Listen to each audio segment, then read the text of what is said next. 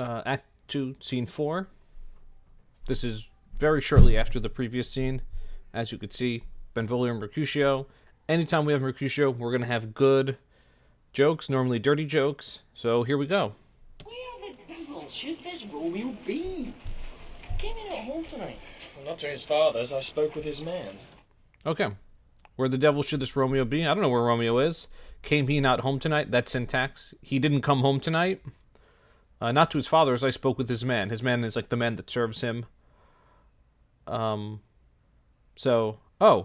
didn't come to bed at all to his house at all tonight. He was out all night. Okay.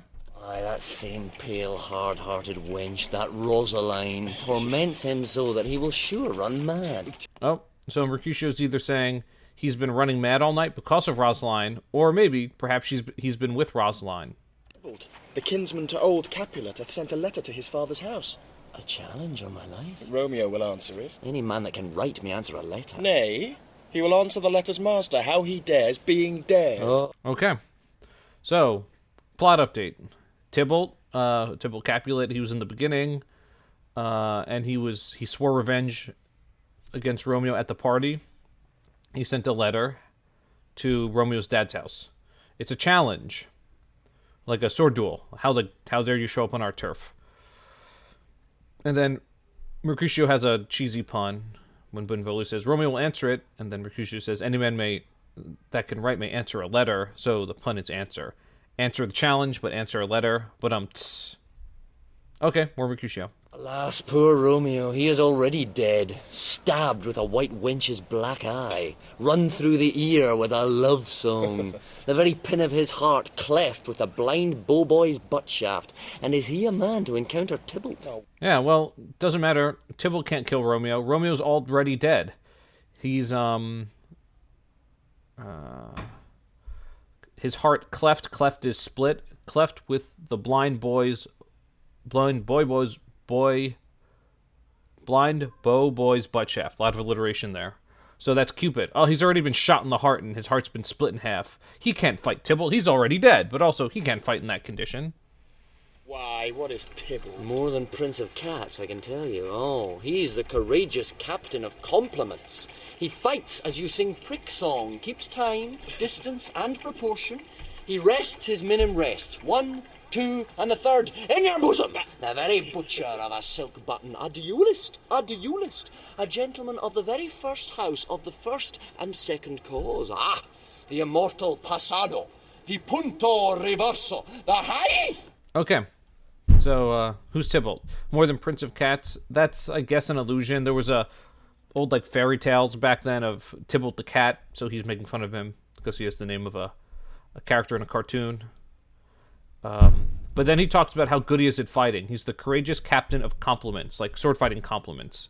You attack, I block, you attack, or whatever. 1,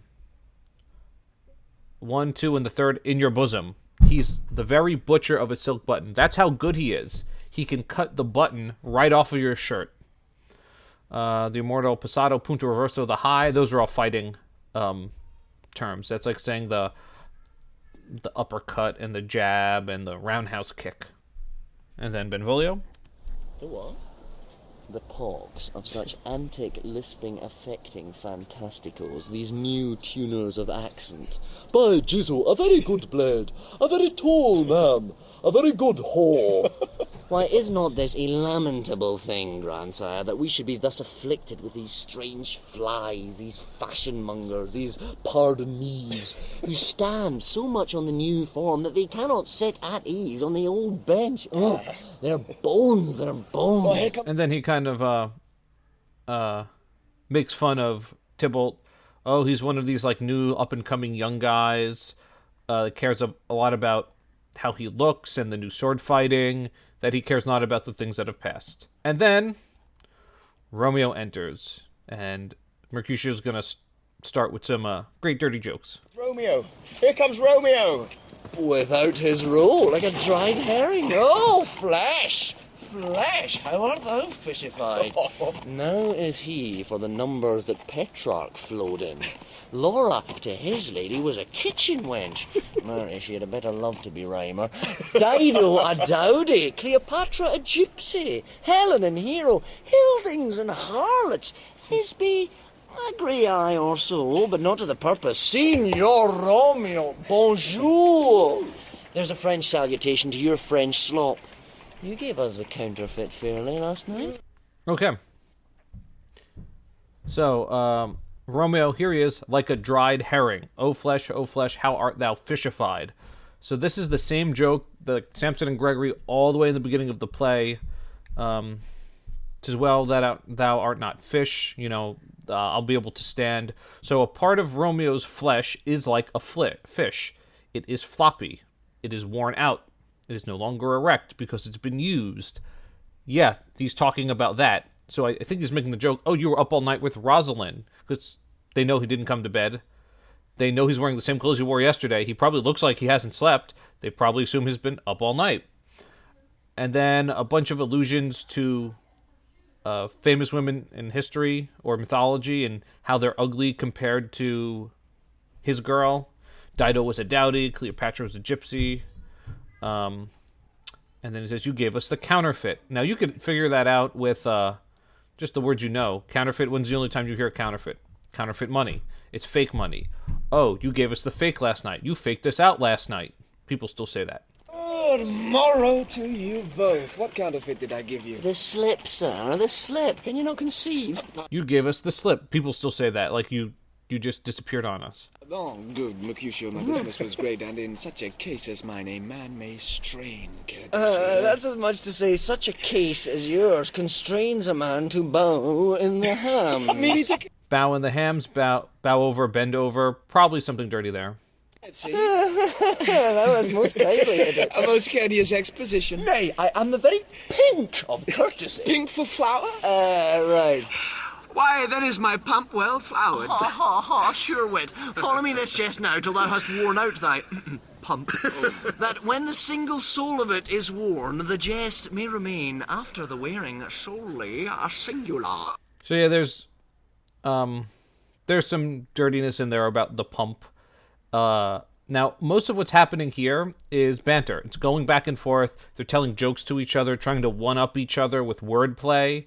It's like a rap battle, but joking.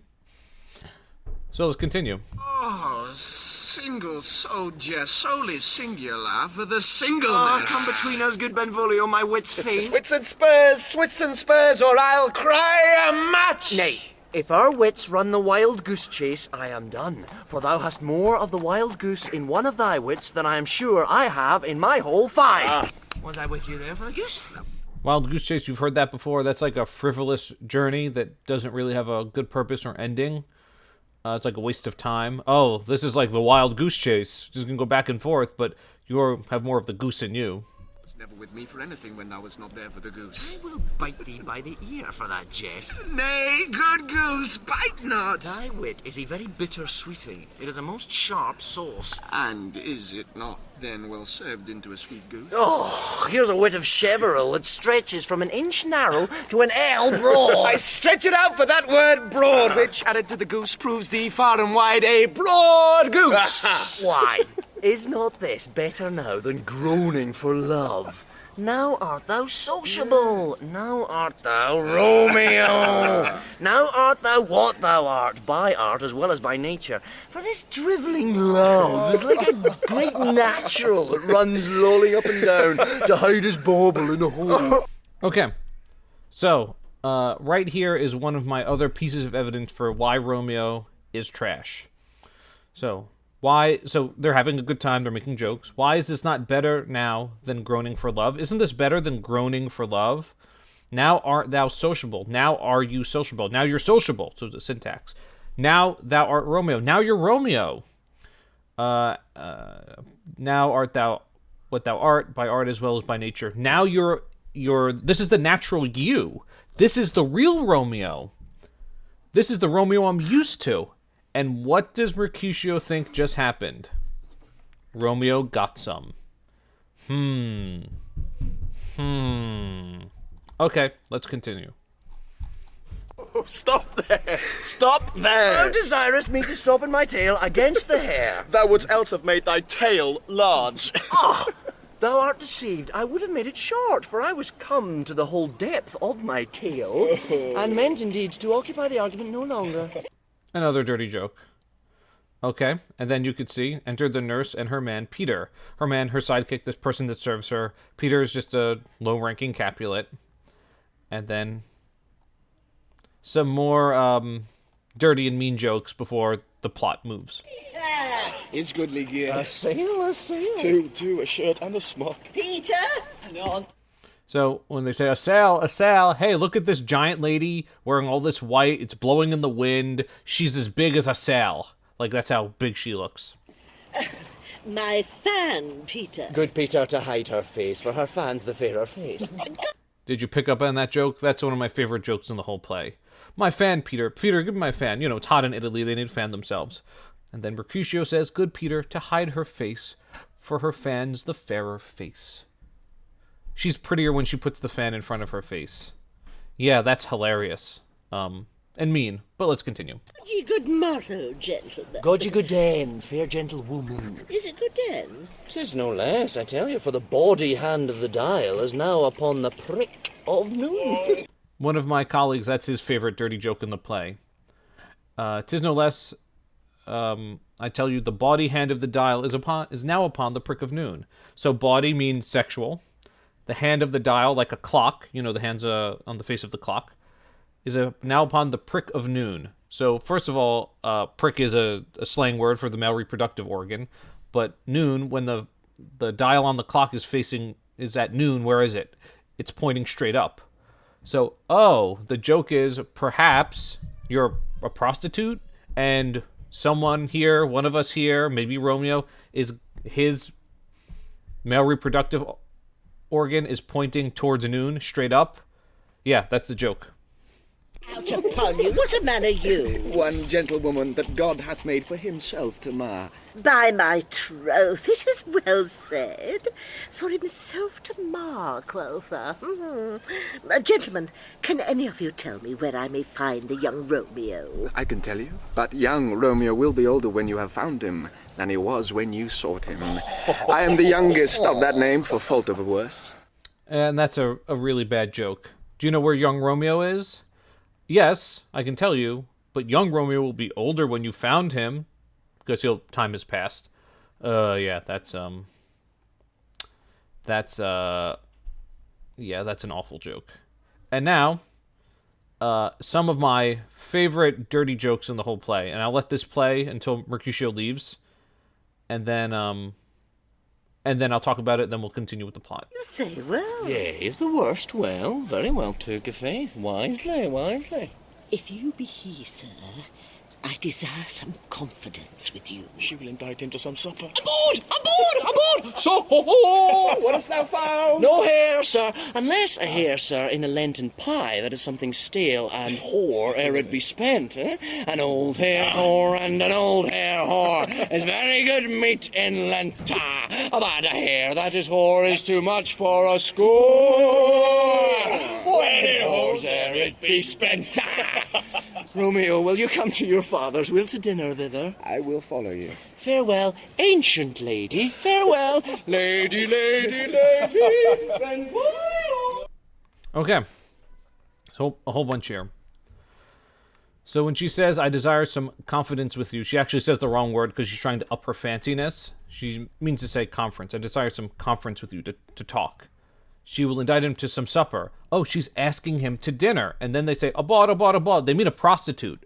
So imagine that in the middle of the street in Verona. Oh, look, a prostitute. She's talking to Romeo. And then Romeo has the song, and it's literally taken me years to figure out what this song means. Just thinking about it. An old hare whore. Okay. A hare is a rabbit. Whore's pie. Like a stale pie or something like that. So an old hare whore, a rabbit pie. So in England, and they have pies that have meat in them, not just the pies we have that have like fruit filling and custard. So an old hare whore is very good meat in Lent. So traditionally in Lent, you're not supposed to have any meat. which means that any meat, even rabbit meat, would be good meat in Lent. When you don't have meat, bad meat is good meat. Okay. He's comparing this to the nurse. Who's the nurse, supposedly? A bawd, a prostitute. Oh, the relationship you have with a prostitute, if you have no relationships, is a good relationship. A sexual relationship. Just like rabbit meat, which is not good meat, is good meat when you have no meat. A prostitute, which is a bad relationship, is a good relationship if you don't have any relationships. Yeah, that's actually pretty funny. And then Mercutio says, "Farewell, ancient lady." Of course, that's an exaggeration. He just means you're old. And then they leave. I pray you, sir, what saucy merchant was this that was so full of his ropery? A gentleman, nurse, that loves to hear himself talk, and will speak more in a minute than he will stand to in a month. So who's this saucy merchant? Saucy is sassy. Who's this sassy boy? And then Romeo says something, probably the best description of Mercutio in the play. A gentleman that loves to hear himself talk. You all know someone like that. And will speak more in a minute than he will stand to in a month. Yeah, he says more in 1 minute than he would actually ever do in an entire month. He's all talk. Speak anything against me, I'll take him down. And I were lustier than he is, and 20 such jacks. And if I cannot, I'll find those that shall. Scurvy knave. I'm none of his flirt gills. I'm none of his skeins mates. And thou must stand by too, and suffer every knave to use me at his pleasure. So she's frustrated. I'll take him down, and if I can, I'll find someone else. I'm none of his flirt gills, none of his skeins mates. So it's just like, I'm not the young girls he hangs out with. And then she says to Peter, you let him do this to me? And then Peter says, well, we know. If you fight in the streets, what happens to you? You get put to death. Saw no man use you at his pleasure. If I had my weapon, should quickly have been out. I warrant you I dare draw as soon as another man if I see occasion in a good quarrel and the law on my side. Well, I didn't have my sword. But if I did, I would have fought if it was a good quarrel and the law was on my side. Remember that same from the beginning of the play?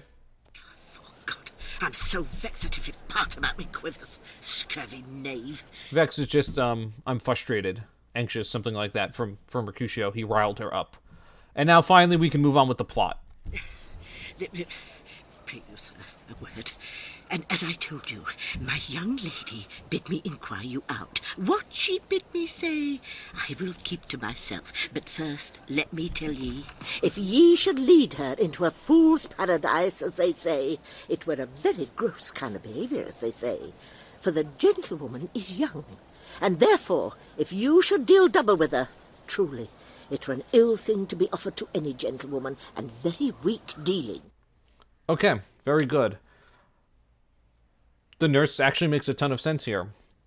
Pray you, sir, a word. I beg a word of you.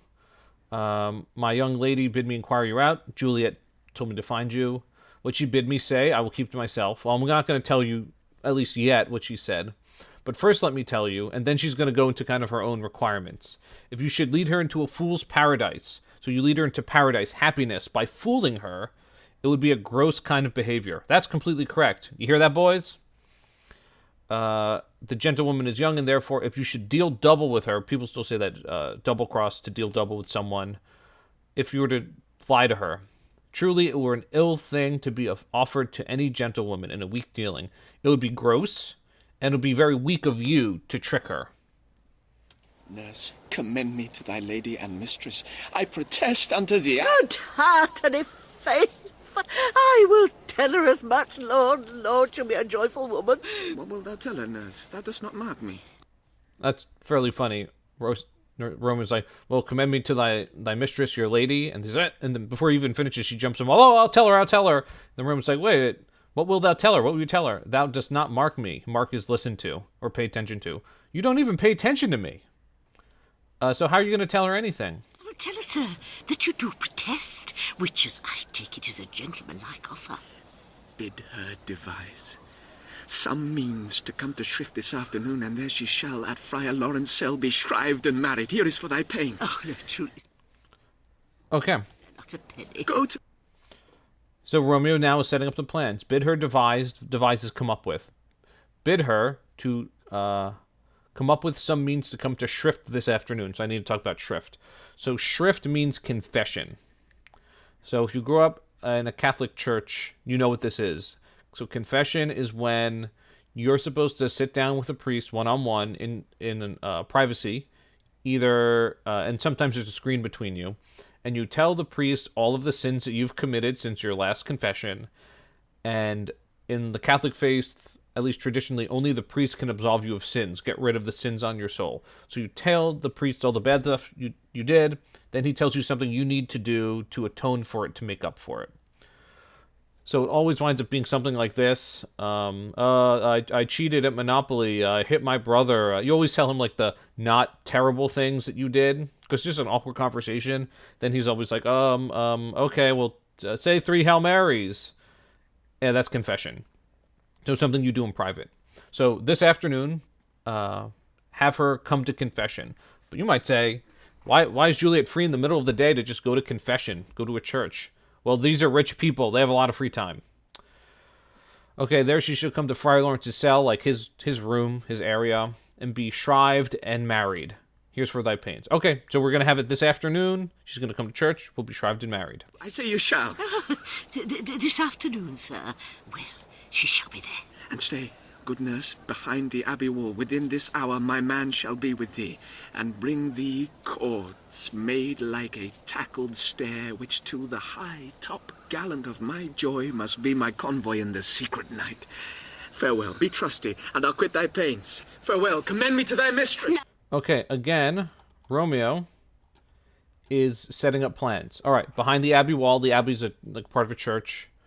Within this hour, so within an hour, my man, the person I trust, will be with thee, will be with you, and bring thee cords made like a tackled stair, and bring the cords, so the ropes, like a tackled stair, a rope ladder, so that he'll use that in the night.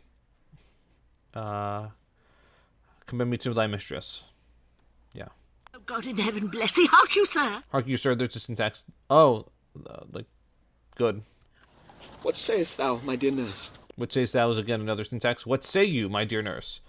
So the nurse is like saying more, and Romeo's like, oh, come on, lady, just leave. Your man's secret. Did you ne'er say, 2 may keep counsel, put in 1 away? Yeah, the man, your sidekick. Is he secret? Can he keep a secret? Is he trustworthy? Thee, my man's as true as steel. Oh, well, sir, my mistress is the sweetest lady, Lord, when 'twas a little prating thing. Oh, there is a nobleman in town, one Paris, that would fain lay knife aboard. But she, good soul, and as lief see a toad, a very toad, as see him. I anger her sometimes and tell her that Paris is the properer man. But I'll warrant you when I say so, she looks as pale as any clout in the versal world. Doth not Rosemary and Romeo begin both with a letter? Okay. So, oh, by the way, there's a nobleman in town, Paris, we already met him, that would fain lay knife abroad. That would lay knife abroad. So that could mean multiple things. Like, he's like a pirate, and with a knife he's gonna jump on board and steal her. Or knife might be a dirty word for the male reproductive organ. But he's interested in her. And sometimes I make her angry by saying that Paris is properer than you. He's more proper than you. But no. Nurse, what of that? Both with an R. Oh yeah, sorry. And then she says some nonsense. Doesn't Rosemary and Romeo begin with the same letter? Oh, Mocker, that's the dog's name. Arris, for the... No, I know it begins with some other letter, and she hath the prettiest sententious of it, of you and Rosemary, that it would do you good to hear it. Hey, there's a song that she made up with you and Rosemary in it, and it would be good for you to hear it, but I can't remember it at all. Commend me to thy lady. Aye, 1,000 times. Peter! Oh, hang on. Peter, take my fan. And go before and apace. And they leave. End of the scene.